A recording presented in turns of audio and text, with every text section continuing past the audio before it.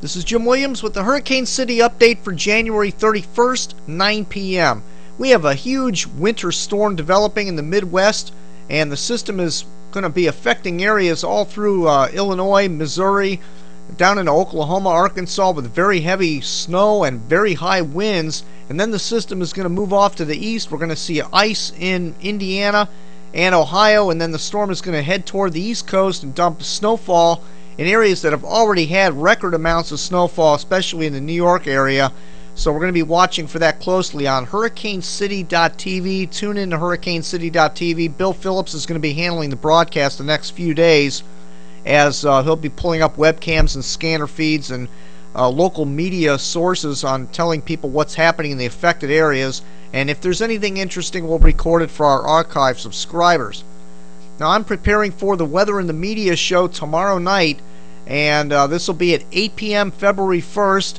And my guest for tomorrow night is Kathy Wendelkowski from an old weather observer for oldweather.org, and she's going through all the old ship logs and finding out what's happened in the past weather all around the globe. And this goes into the computer models that tell us what the future holds, and this has a big impact on what's potential coming up for global warming. And is this proving that global warming is continuing well into the future, or is it going to reverse itself and we're going to go back cold again?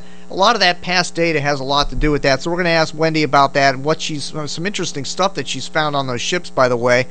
Not just about the weather, but just notes that people wrote about goings on some of those old ships, so that'll be interesting.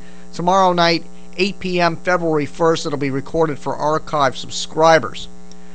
Now, also, I'm working on the Hurricane City database to include some of the expanded wind fields here. For example, using the HurTrack program. This is Hurricane Donna from 1960, and if you we show the animation here, you can see how large this system was. Inside this red circle are hurricane force winds, and you can see how far out they expand, all the way from Key West all the way up near Fort Lauderdale, Florida.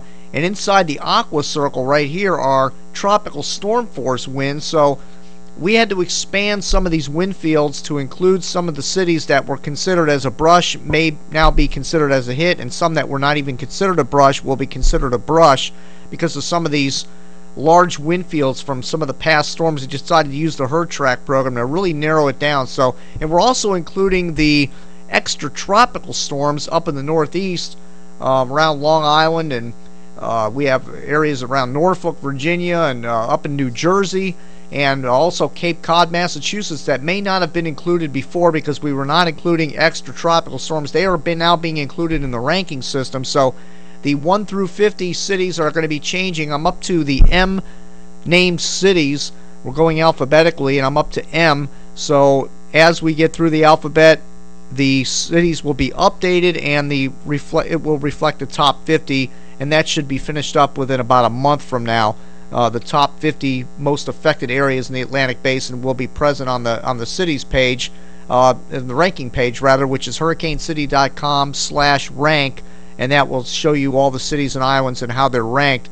It's still a work in progress, but check it out whenever you get a chance, and I'll go over all the more details, and I'll run some of the animations from past storms. You may want to call in or email during the show, and I'll be glad to put up an animation from a past storm in history going all the way back to the 1800s, and you can see how large some of these past storms were and how intense they were.